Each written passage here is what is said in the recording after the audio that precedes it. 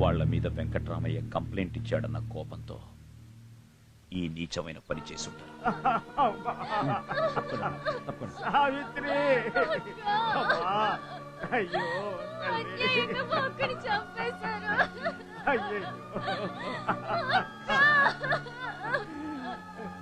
చూశారా ఇన్స్పెక్టర్ గారు, నా కళ్ళ ముందే నా మనవరాలకి ఎంత ఘోరం జరిగిపోయిందో చూశారా? మొన్న రోడ్డు మీద జరిగిన దానికి నేను కంప్లైంట్ ఇచ్చారని ఆ దుర్మార్గుడు ఇంత దారుణాన్ని కొడిగట్టాడు.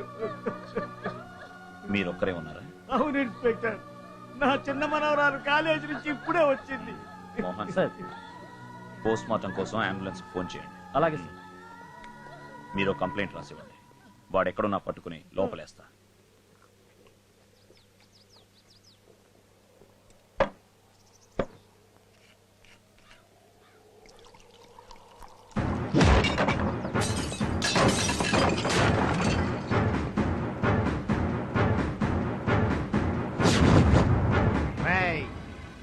మా ఇంట్లో పెట్టించిన పోలీస్ స్టేషన్ కి బాంబు పెట్టింది కాక మళ్ళీ ఇక్కడికి కాలు పెట్టడానికి ఎంత ధైర్యం రా నీకో?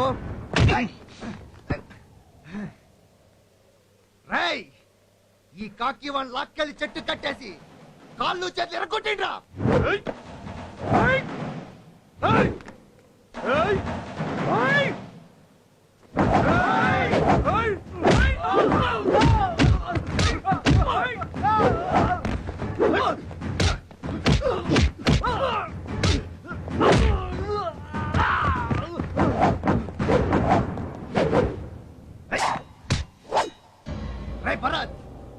సింహం బోన్లోకి అడుగు పెట్టడమే కాక నిద్రపోతున్న సింహాన్ని రెచ్చగొట్టి మా వంశ చరిత్రని బజార్కిడుస్తారా?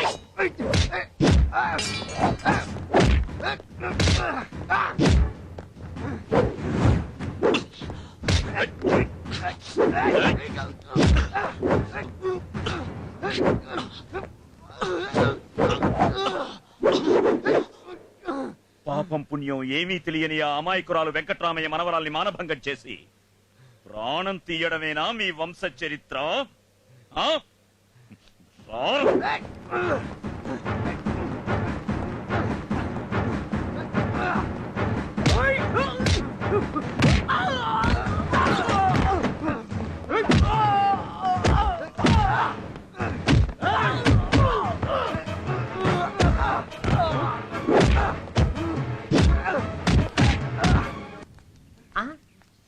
ఏందబ్బా ఇది?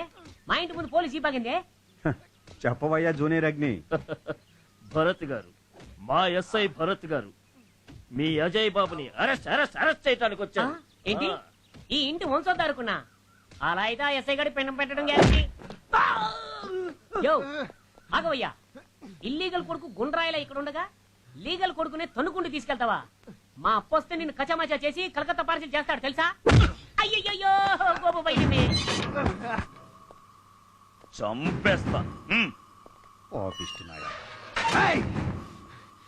నన్ను అరెస్ట్ చేసి సెల్ లోపల వేస్తే బయటికి రాలనుకున్నారా?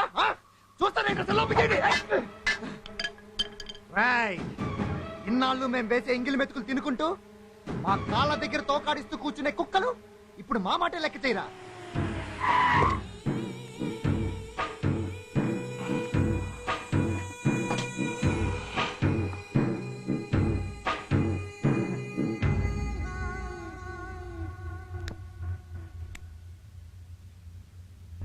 ఇన్స్పెక్టర్, నా ఇంటికొచ్చి నా కొడుకుని అరెస్ట్ చేసి లోపల వేయడానికి ఎంత ధైర్యం నీకు? నీ కొడుకు రేప్ చేసి చంపాడు కదా, అందుకో. రేప్ చేశాడా? దేన్ని? చంపేశాడా? ఎవరిని? సావిత్రిని, వెంకట్రామయ్య గారి మనవరాల్ని. అలా అని వాడు చెప్పాడా? చెప్పడమే కాదు, కంప్లైంట్ కూడా ఇచ్చారు.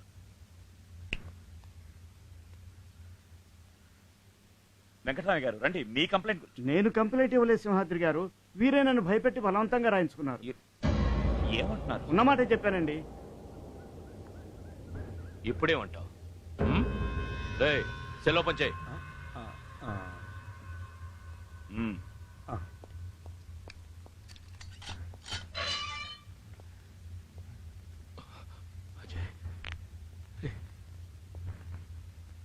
నా కొడుకుని అరెస్ట్ చేసినందుకు నిన్నేమైనా చెయ్యగలను, కానీ పోలీస్ డిపార్ట్మెంట్ మీద నాకున్న గౌరవంతో నిన్ను వదిలేస్తున్నాను.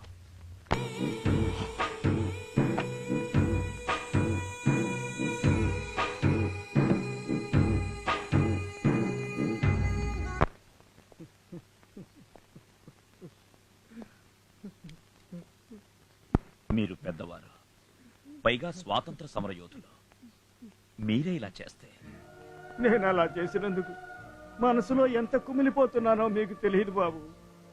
అలాంటి పరిస్థితి ఎవరికి రాకూడదు. ఏంటా పరిస్థితి? ఇచ్చిన కంప్లైంట్ వాపస్ తీసుకోకపోతే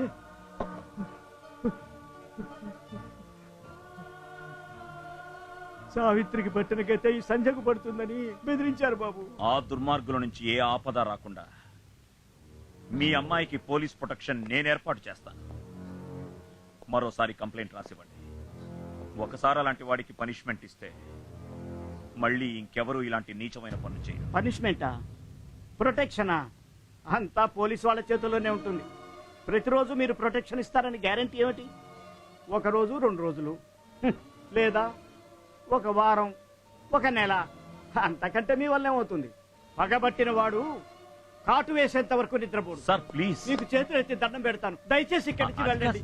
వెళ్ళిపోండి ఇక్కడి నుంచి. వెళ్ళండి, వెళ్ళండి.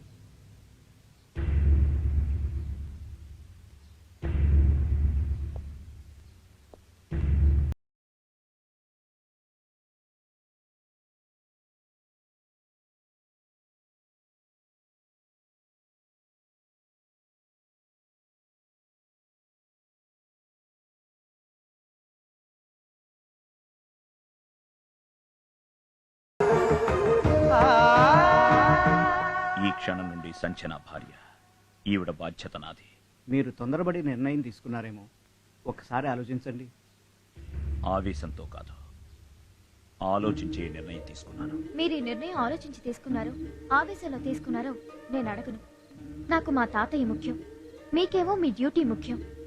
మా అక్కలాగా ఎంతో మంది ఆడవాళ్లు ప్రాణాలు పోగొట్టుకున్నారు. ఈ నిర్ణయం వల్ల నాకు మా ఊరికి మంచి జరుగుతుందంటే అది నా అదృష్టం.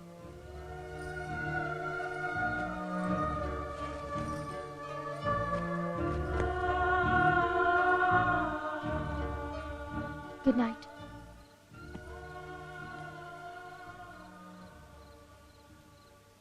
నీ మనసులో ఏముందో తెలుసుకోకుండా తొందరపడ్డాను. నన్ను క్షమించు. Good night.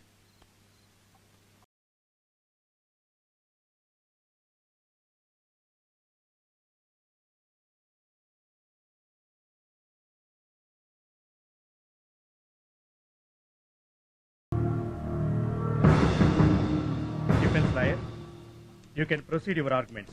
Thank you your honour. Your honour, Venkatramaiah అనే ఈ వ్యక్తి వయస్సు పెరగడం వలన, మతి స్థిమితం లేనందువలన గవర్నమెంట్ డాక్టర్ చేత పరీక్షింపజేసి ఆ మెడికల్ రిపోర్ట్స్ ను న్యాయస్థానానికి అప్పజెప్పాలని మీరిచ్చిన ఆదేశాల మేరకు మీకు సబ్మిట్ చేస్తున్నాను. ఈ రిపోర్ట్స్ ను పరిశీలించవలసిందిగా కోర్టు వారిని కోరుతున్నాను.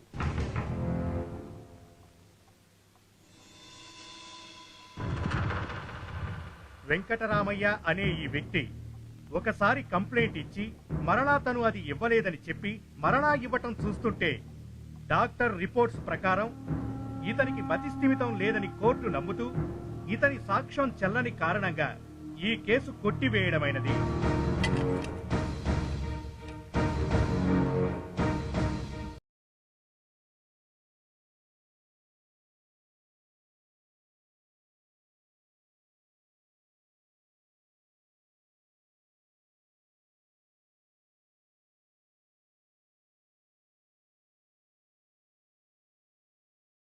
నాగరాజు, అజయ్ పదండి.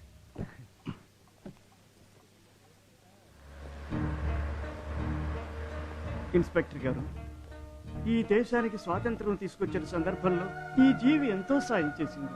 అలాంటిది నన్ను ఈ దుష్టులు కళ్ళు లేని కోర్టు మతిస్థిమితం లేదని నన్ను పిచ్చివాణి చేశారు.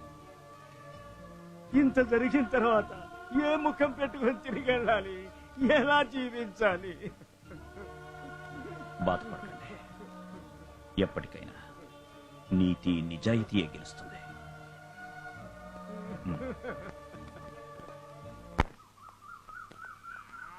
భరత్ భరత్ ఎవరు? హాయ్ సంధ్య, నువ్వేంటి ఇక్కడ? రారా చెప్తాను. ఎన్ని సంవత్సరాలు నిన్ను చూసి. నువ్వు కూడా నాతో టచ్ లో లేవు కదే. సరే సిటీ నుంచి ఎందుకు వచ్చేసావు? సిటీలో నేను భరత్ ఫ్రెండ్స్. ఈ ఊళ్ళో నేను భరత్ భార్యాభర్తలం. భార్యాభర్తలా? డౌట్ ఉంటే ఈ తాళి చూడు.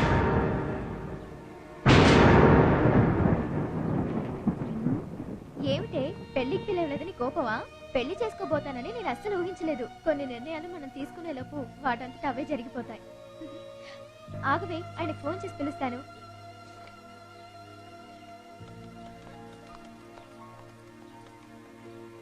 Hello police station.